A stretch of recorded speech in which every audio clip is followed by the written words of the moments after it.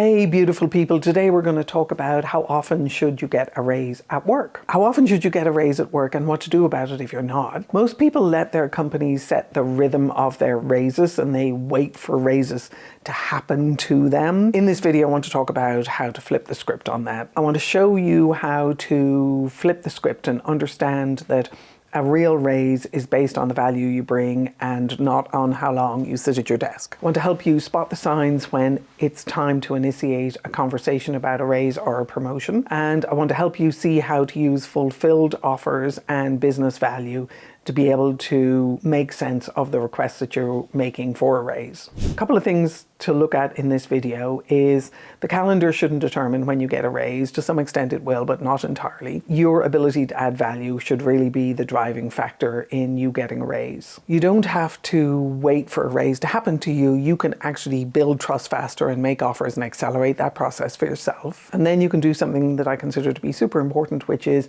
make a raise-worthy offer. We're going to talk about that and how to know if you've been keeping your fingers crossed and hoping to get a raise for too long and what to do to break yourself out of that cycle.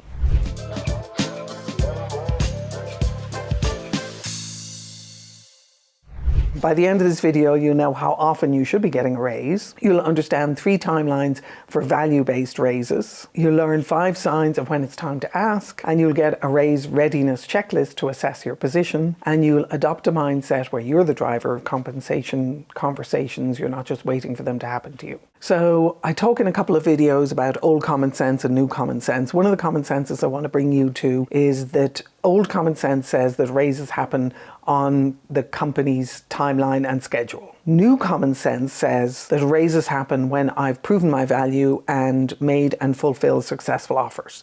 Now, the reality is it's a little bit of a balance of both, but the second mindset is the one that will actually position you to be able to add more value and make more powerful offers, and we want you doing that if you want to get promoted and want to get raises faster. The old one that says that it happens on the company's timeline is really an administrative and budgetary thing. So if you're waiting for the company's timeline to determine when you're going to add value, you're going to be sadly disappointed because you're not going to be putting the effort in and doing the learning and building the practices to add value inside your company, in which case you're reducing your chances of getting promoted. There are 3 raise timelines that you should know. The first one is your standard cost of living one, which is usually 2 to 3%. Those ones happen through just the administrative process in companies. If a company is making money and doing reasonably well, they will give a cost of living raise to most of their employees. Now, they won't give it to everyone, and I've been in a position where I've had people who are severely underperforming and I'm close to putting them on a performance plan. I don't give them a raise because I consider that to be a miscommunication of their value to them, and it jeopardizes my ability to be able to have real conversations with them. The second one is a performance-based raise, which is somewhere between 5 and 7%, and that's when you're exceeding expectations. So it's important for you to know if you're exceeding expectations on an ongoing basis, and important also for you to know what it means to go even beyond exceeding expectations. And this brings us to the third one, which is the scope or role-based raise, which usually comes with a promotion, which pretty much always comes with a promotion. And that one is where you're adding significant measurable value to a company and you are clear on what it is, your boss is clear on what it is, and the rest of the company have a good understanding of the impact that you're making. I want to move you more towards getting those kind of raises. You definitely start with the performance raises because we got to get your performance up to the level where you're exceeding expectations, and then moving you to the level where you're actually getting scope-based and role-based expansion raises. So in my book that I pull a lot of this material from, which is called The Innovation Mindset, there's a link to it down below, and this book talks about how we use innovation and thinking about innovation as a way to help accelerate our careers and help us get promoted and get raises. One of the most important things that I reference in the book is that you don't get paid for just doing a job and being right, that you actually get paid for adding value and making offers.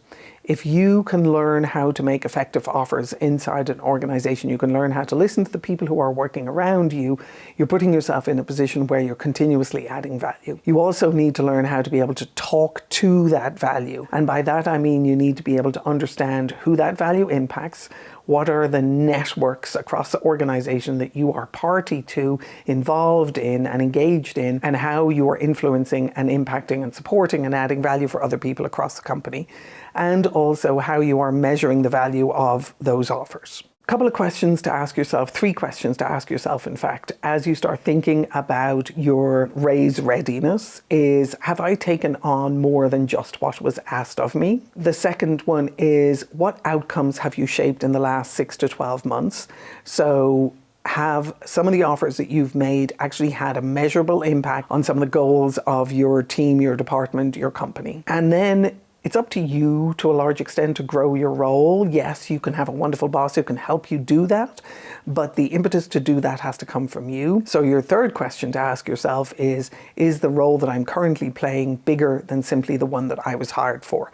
That is a really good indication of whether or not you are going to get paid more for what it is that you're doing. If you say yes to those 3 questions, then you're on time to begin the conversation about asking for a raise. So if you have expanded your scope of ownership, if you have delivered clear, measurable outcomes, if you're doing work above and beyond your current level or job title, if you've become the go-to problem solver without overworking or overextending yourself or becoming a people pleaser, if it's been 9 months of you growing your impact but your pay hasn't grown commensurately with that, then it's time to have a conversation about a raise. So think of the next 5 things as a raise readiness checklist. If you're checking all of these and the answer is yes, I've delivered on all of these, then you're ready to have that conversation. If you've fulfilled at least one strategic offer, if you can quantify the business value that you've created and other people agree with you, it's not just enough for you to quantify it. If your contributions are visible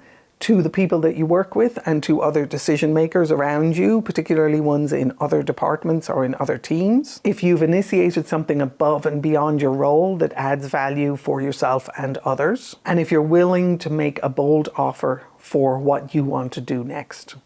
If you hit all of these 5, then you're absolutely ready to have a raise conversation. So the thing to remember in here is raises have a lot more to do with the value you're adding than they do with the time that you're spending. So you could have been with the company for 5 years, but if you were just going through the motions and doing what's asked of you and completing tasks, then you're not adding value that has to do with you growing and you creating more value for the company in general. When you're thinking, how often should I get a raise at work? I would say you should get a raise as often as you are going through the cycle of the 5 things that I just mentioned that prove that you are ready for a raise because you are adding more value. When you can say yes to all of those, then it's absolutely time to have a conversation about a raise. And I wish you the best of luck with it.